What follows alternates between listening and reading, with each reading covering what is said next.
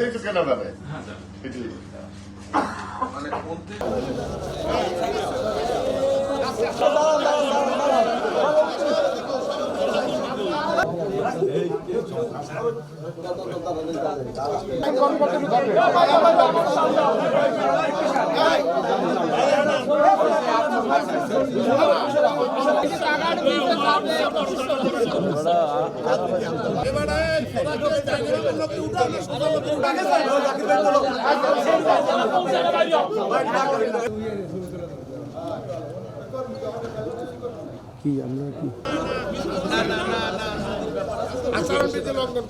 এখন পর্যন্ত বরিশালে যে 6টি সংসদীয় আসন রয়েছে মানে গতকালকে পর্যন্ত মনোনয়নপত্র বিতরণ করা হয়েছে 23টি।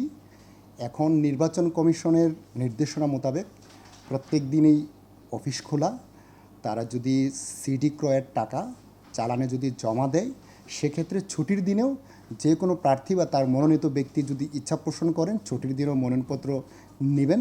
নির্দিষ্ট সময়ের মধ্যে ছুটির দিন সহ সকল দিনেই নির্বাচনের যে আমরা মনোনয়নপত্র বিতরণ করছি এই কার্যক্রমটি চলমান থাকবে।